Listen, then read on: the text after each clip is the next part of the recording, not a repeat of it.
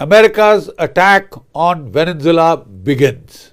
Last night, that is 2nd, 3rd January night at around 2 a.m. in the morning local time, the death watch hour, the American carrier battle group of the Gerald Ford and the accompanying 3 guided missile destroyers, right?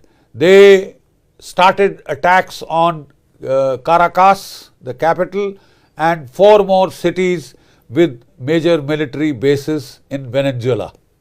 They attacked them with land attack cruise missiles, the Tomahawks, possibly the American nuclear submarine, which is already deployed off the coast of Venezuela, also fired its land attack cruise missiles onto these military targets, also hit some civilian targets, the Venezuelans are claiming.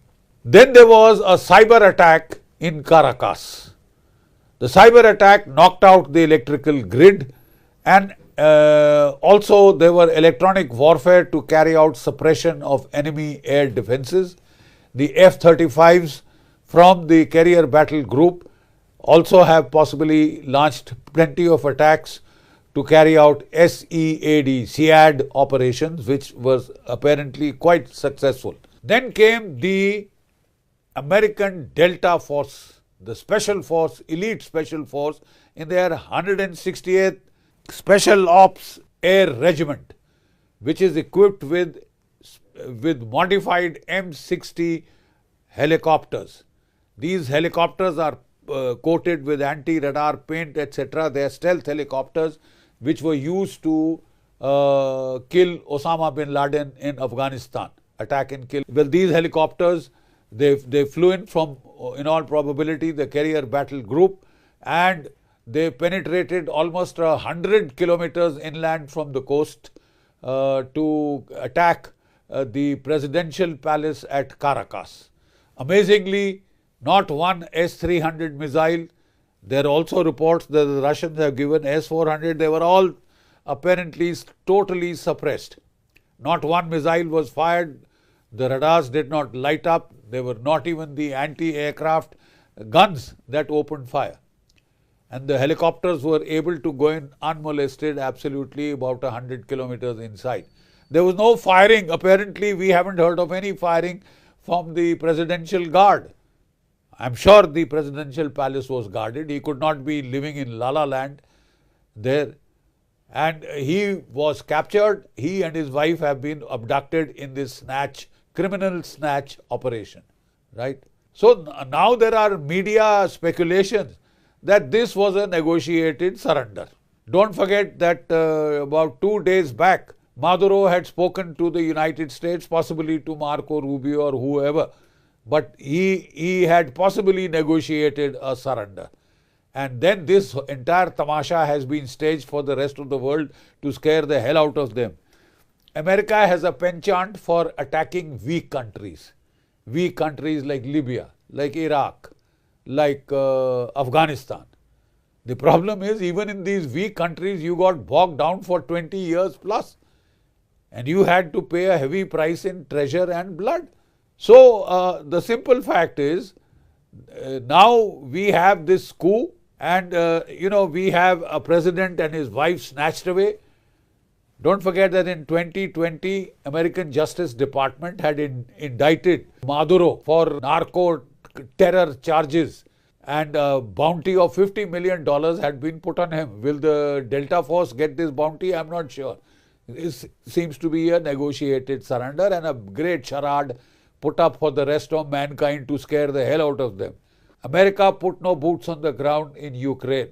America so far hasn't summoned the courage to attack China or to attack any peer group military power. Yet they are very keen to attack weaker countries like Venezuela, like Iran in concert with Israel, etc. And this is like, the whipping boy effect. You choose a weak target, you whip them black and blue because they can't fight back. They don't have the matching equipment, armaments, etc. And then you proclaim to the world that you are a great, great superpower.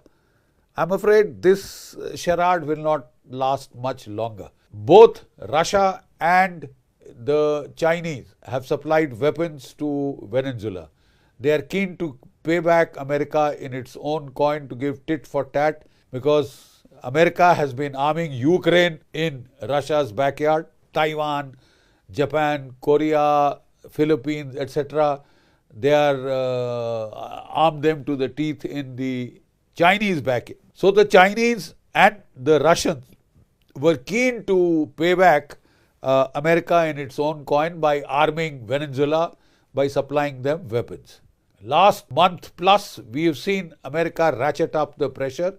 30 of these boats were destroyed, local boats, yachts, etc., on the pretext that they were carrying drugs to the United States.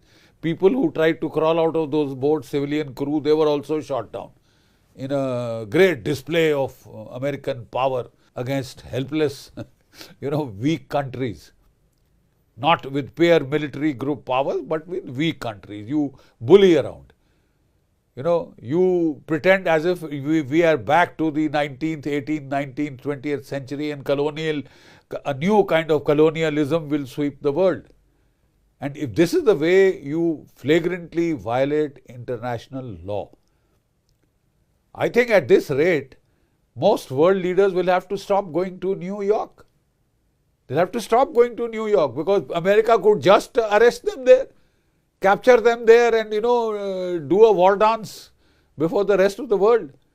This is a most unreliable, unstable criminal enterprise. It is taking the form of a criminal enterprise. Donald Trump seems to be a bull in a china shop. Rule-based order, democratic conventions, etc., etc. These are all just propaganda tools, part of a playbook. Firstly, you start making all kind of accusations. You demonize the leader. Saddam Hussein, you said he was making weapons of mass destruction. Not one iota of proof you gave. You just wanted to grab his oil. And you succeeded in doing that. You hung that poor fellow on the pretext that he was making weapons of mass destruction. Not one iota of proof. And it was then later proved to be false. So this was all a narrative built up to justify an attack, with the help of which you would seize Iraqi oil. Exactly the same thing is being replicated in Venezuela. Venezuela has the largest proven oil reserves in the world, 3 billion barrels of oil, and America wants that. Their economy is in a bit of a doldrums because of all these erratic tariff exercises which have raised the cost. Inflation is going to go up in the United States. So they desperately wanted this oil from Venezuela. They wanted to stop the flow of this oil to China and to Cuba. And they seem to have fired the first salvo. Maduro is now in the United States in some jail, all set to face these narco terror charges. All trumped up charges because America wants that oil. Now the whole world is not really American property. Venezuelan oil is Venezuelan oil, Russian oil is Russian oil, Chinese rare earths are Chinese rare earths. The United States cannot arrogate to itself the colonial rule of the rest of the world. We take what we need, we take what we want. That is the law of the jungle. But that's exactly what the United States is up to. That is exactly what the United States is up to, of a kind that is unprecedented. If Russia puts its money in European banks, American banks, grab them, steal them, carry out large-scale theft. Russia is therefore hit back at the Brussels banks, the European banks, for trying to grab its money. They took $102 billion. The Russians have seized assets worth $120 billion, tit for tat. The Russians have seized 40 oil tankers, including those of the United States in the Arctic route. So there is a lot happening under the radar, but the world is heading for trouble. How many Donald Trump says he has been waging peace all over the world? He wanted the Nobel Peace Prize. For what? For attacking Venezuela, seizing its president, capturing its president and trying to seize its oil? I'm not sure if that is the way it will turn out. The simple fact is that Rodriguez, the vice president of Venezuela, had said, I am in charge. They've asked, give us proof of life. They have complained to the United Nations against this absolutely brazenly illegal violation of international rules, law and order. Right? The Venezuelan interior minister has said bluntly, we have not been defeated. We are ready to fight. We are going to fight. Right? The real people who are, of concern here are Pedro, the Minister of Defense, and Lopez, the chief of the Venezuelan army. These are the die-hard hotheads in Venezuela, and also the head of the paramilitary forces who's been threatening to wage guerrilla war. So what is America's game plan? One option is that now they will, the CIA will pay a lot of people, stage a colored revolution and bring in that lady from Norway who's just been given the Nobel Peace Prize to set her up as a democratic candidate backed by the United States of America, who will hand over all American oil and resources to the United States, all Venezuelan oil resources to the United States. Thievery, daylight armed robbery, that is what it amounts to. So, will there be a colored revolution a la Bangladesh, a la Nepal, a la Sri Lanka, in which they will steal these resources? Right? Number two option, America incites Venezuela to hit back at its warships which are deployed off the coast of Venezuela, or possibly fire the Russian Sikandars in an act of desperation against continental United States itself. That should be a pretext to launch a full-scale invasion. Will America launch a full-scale invasion? Because that will mean body bags. If not in the first go, I mean, they very easily were able to capture Iraq. But the 20 years insurgency there cost America a lot of blood and treasure, $3 trillion down the tube, hundreds and hundreds of casualties. America traditionally does not like body bags, especially when a midterm election is looming.